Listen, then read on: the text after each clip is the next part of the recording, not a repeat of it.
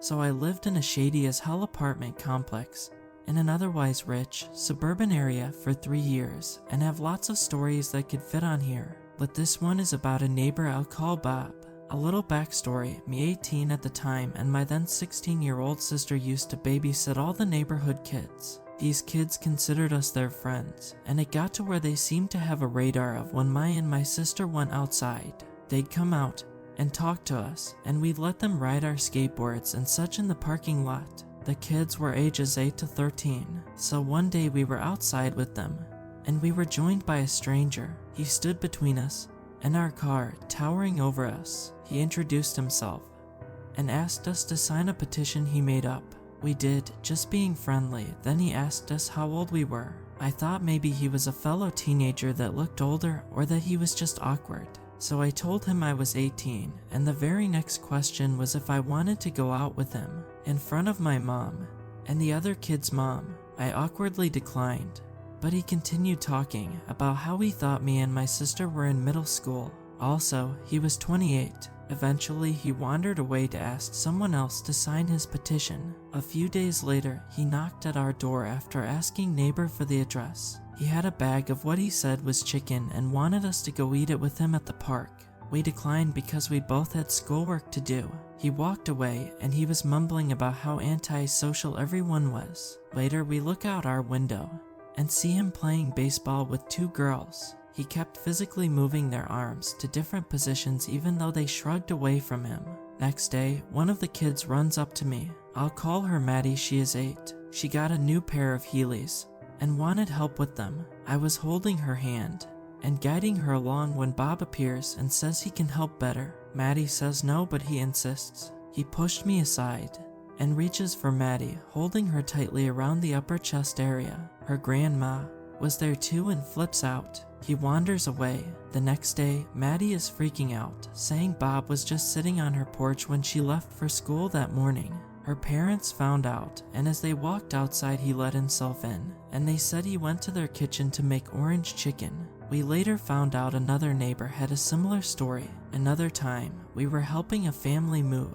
They have a 2-year-old son. The garages are in a triangle shape to the road, almost a roundabout. There's a flat patch of grass behind them. Well, here comes Bob to help us. He criticized the way we packed things and didn't help until our neighbor politely asked him to leave.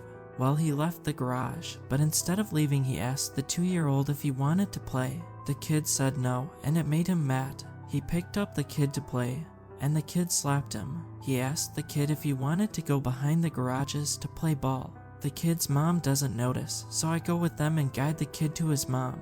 The climax of this story is when me and my sister went on a walk with our 17-year-old friend and her other friend. Maddie found us and wanted to come along, so we are starting our walk when Bob comes out. He sees our friend and asks how old she is and how much she weighs because she's so skinny. He asks where we're going. My friend tells him we're going for ice cream on a girls' trip. We didn't ask her to say that. He's like, "Oh man," and stomps away. We continue our walk, but halfway through we have a weird feeling. I look behind us and Bob is running toward us. He yells at us for hiding from him while also telling Maddie how pretty she is. An older neighbor sees this and asks him what's going on. He tells the man we're not being nice and he needs to go write a song about us. He leaves, but we see him sitting at the park. Well, he saw us and again comes running. We stop and he asks which one of us is over 18. Maddie's dad is here at this point and tells him we aren't interested in him. He explodes, telling the dad to screw himself and that he's so rude calling me a name. Maddie is crying, and the neighbor who saw us before came to check on us since he saw Bob running. Bob goes inside, muttering to himself.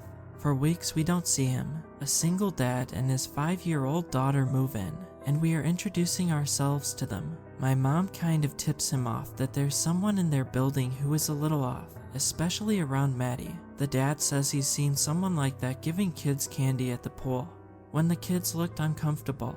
Well, here comes Bob, as if on cue. He immediately tells the girl in front of her dad that she looks like a movie star and that she's so pretty. He asks to play with her, but the dad says no when they go inside. Turns out they're next door neighbors. We still didn't see him much, but other neighbors were telling us stories about him. There's a woman who's alone most of the day with her 2 kids under 5 who told us he watches her when she goes to and from her car. Also, Maddie's parents continued to see him watching her. Then one day we're again babysitting, and here he comes. Only this time he's swinging nunchucks. Maddie screams and hides in our car. Bob strolls over with his nunchucks and starts talking to us all casual. Then his head cranes to look into the car and he says, "Where's Maddie?" We told him she wasn't here, and he walked away. By then, most of the kids were afraid to go outside when they saw him. He had a habit of wandering around the complex. We could tell by his height and lanky gait. A few times we'd see Bob with his dad.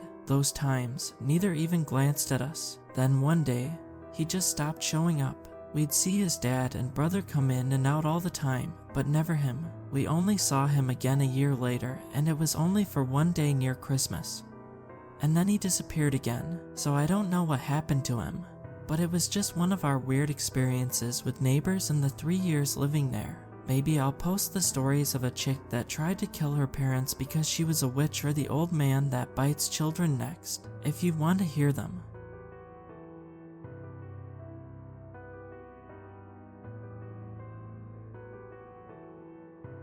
So this happened almost a year ago now, when I still lived in my apartment complex, which was in a nice area, but seemed to attract the weirdest people. Basically, I live at home with my mom and younger sister to attend college. Obligatory backstory: there was a neighbor in the building across from mine, an older, single woman named Susan. When me and my sister first moved in, we'd hang out near her building with a former friend. She's worthy of her own story, to be honest.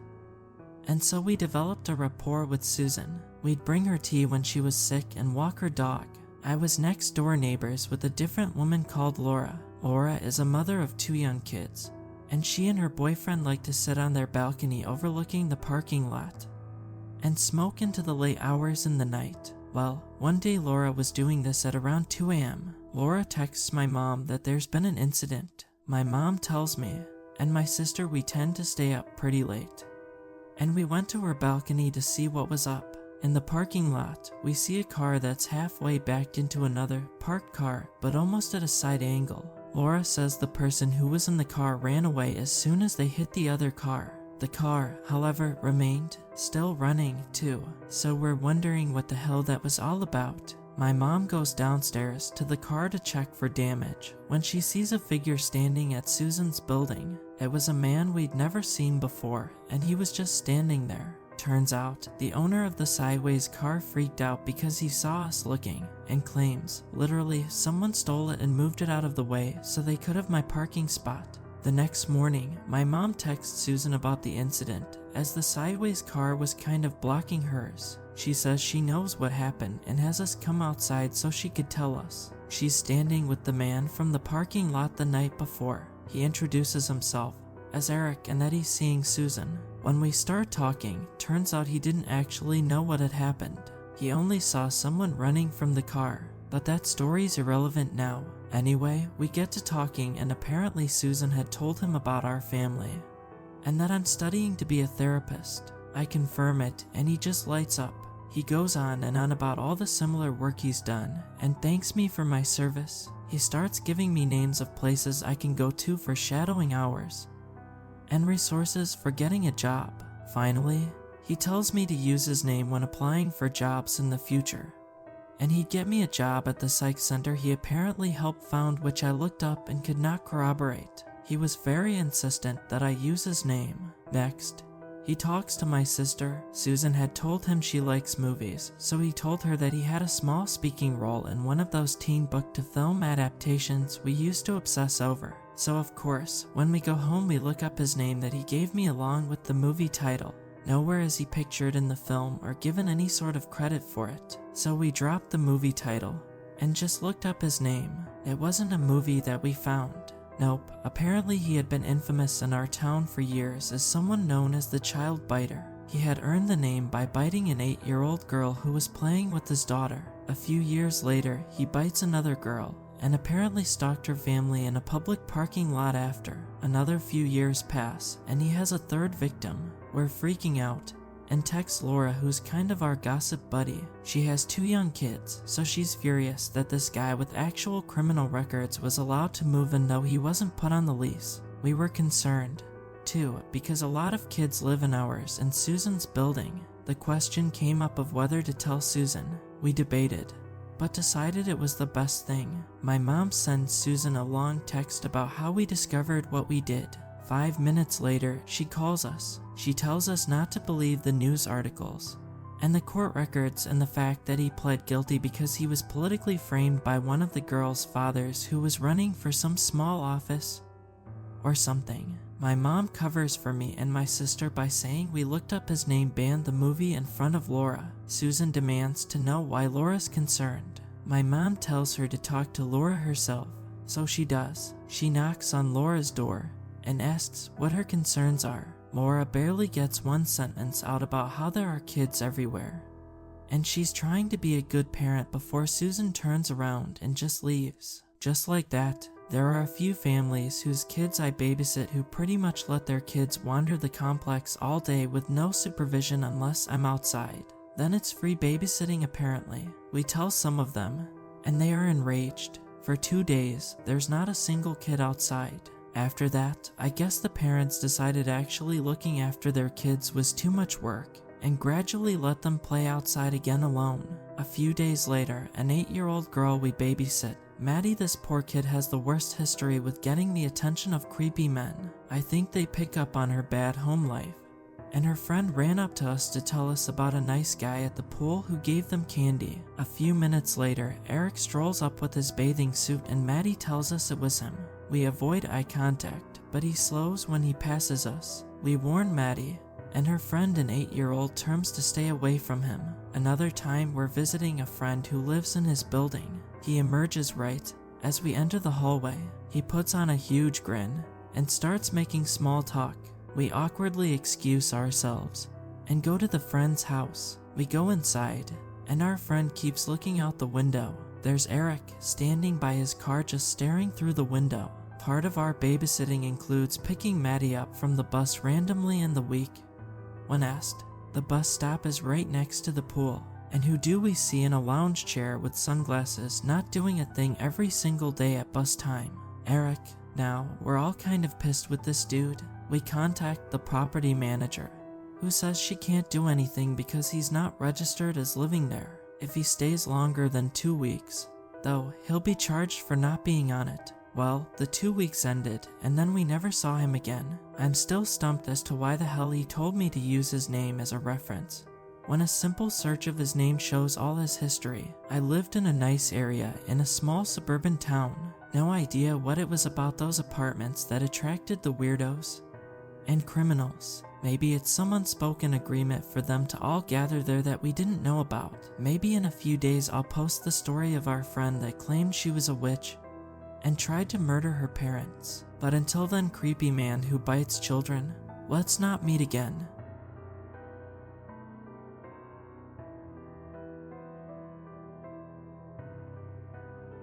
These events happened over several months in 2016, when me and my sister, then 16 and 14, first moved into our most recent apartment complex with our mother. We now call it the apartment complex from hell because there were many incidents like this. Admittedly, we were still into the hoverboard craze then, and would ride them around. This is how we met Savannah. She was our age and lived in our building. She asked to hang out, and we were happy to hopefully make new friends, so we said yes. We hung out outside the complex at a little park area. It got dark, and we started making up ghost stories. Turns out, she liked creepy paranormal stuff like we did. Note, I did not actually believe in this stuff and still don't. Every time I reference the paranormal, it is hyperbole. As we were walking home, the light in one of the apartment hallways flickered, and I joked and said it was a spirit trying to communicate with us. Savannah made up a flash once for yes, twice for no system to communicate with the spirit.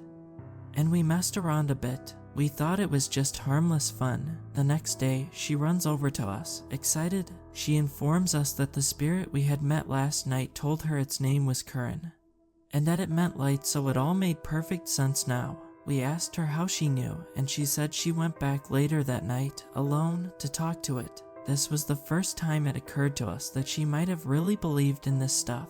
Our aunt had given us an old Ouija board as a joke the year before, and we thought Savannah might like it. Savannah lit up and said she wanted to try and talk to Curran, so we huddled in the hallway connecting the apartments and put our hands on the board. We kept getting random letters that didn't make sense, but soon Savannah's questions were directed to Curran. We felt her moving the planchette and called her out, but she got mad and said she'd prove it. She took her hand off the planchette and it no longer moved. She just huffed and insisted it wasn't her. Over the next few weeks, we did mostly normal stuff with her, but she kept talking about the ghosts and Ouija boards until we broke down and played it again. This time, we were introduced to a new ghost, Evan. We knew it was Savannah moving the planchette, but we're curious about the story she was making, so let her follow through. Evan was a ghost or demon rather about our age who wanted free from a greater demon controlling him. That greater demon's name,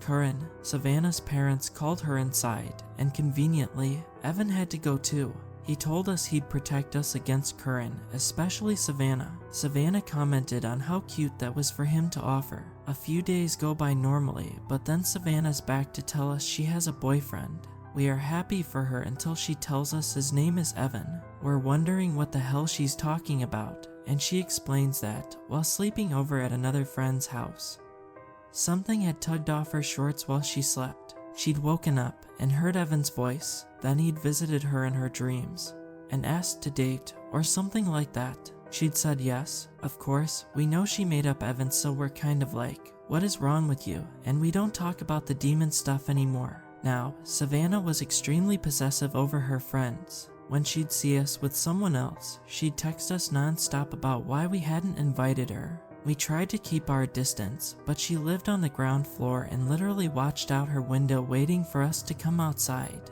She'd latch onto us. We didn't know much about her home life, but she always seemed troubled. She had scars on her wrists and talked about running away from home.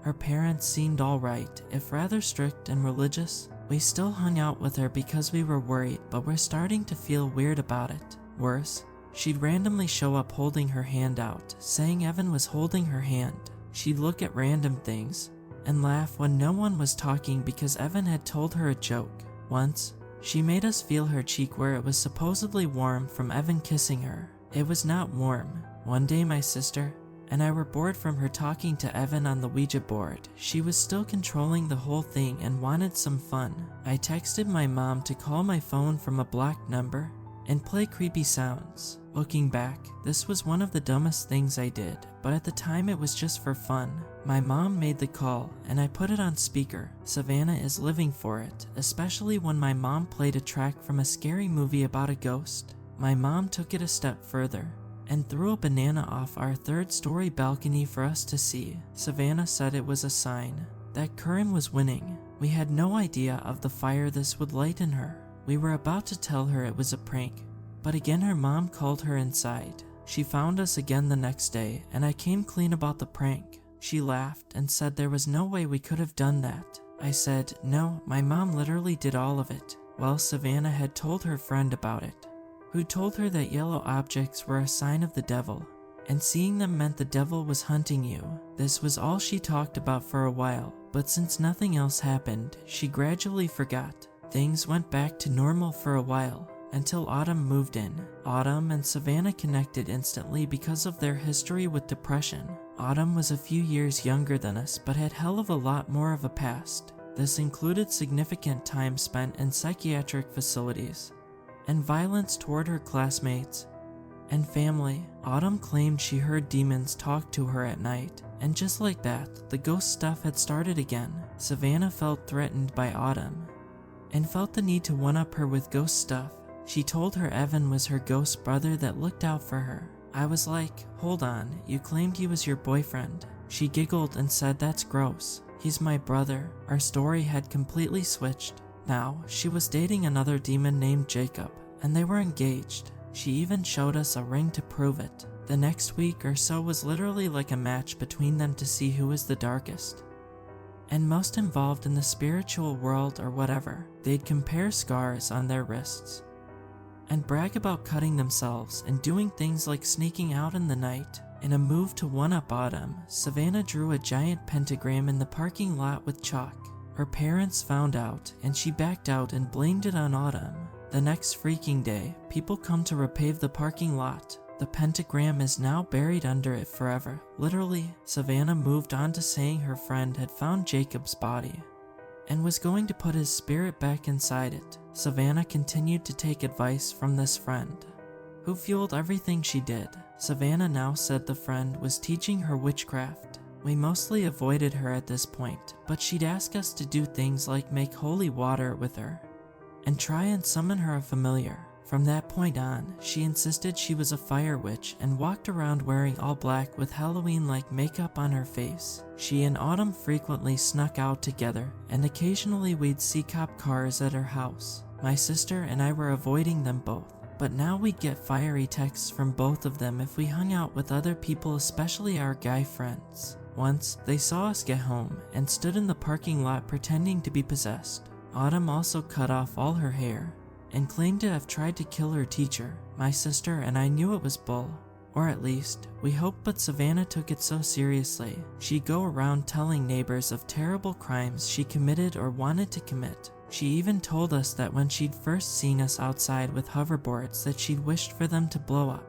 One day, we again saw the police come to her door, and the officers had jackets that said they were from the Juvenile Justice Department. Her mom pulled me, my sister, and our mom aside to explain what was going on. Apparently, 2 years before, they'd discovered Savannah talking with a man online. Her messages to him were hiring him to come literally kill her parents, after making threats of killing them a few days before. We were able to confirm the story after pet sitting for them and finding court papers about it. We'd known she was on probation, but she'd always tell us different stories as to why. Savannah continued to beg us to hang out with her after that, even inviting herself to spend the night. We avoided her at all costs, but she'd follow us everywhere. It kind of died down when Autumn moved out, and Savannah moved with her family shortly after. Since then, she started doing service hours at a horse stable and graduated high school. I really hope she's gotten happier and more stable. Autumn messaged my sister a few months ago, asking to call her mom to confirm she was with us. She wasn't, and we later saw her with a 19-year-old dude. She's 14 now. Me and my sister and mom have moved as well. There were too many incidents in those apartments. Our new place is so quiet and peaceful, but to Savannah and Autumn, let's never meet again.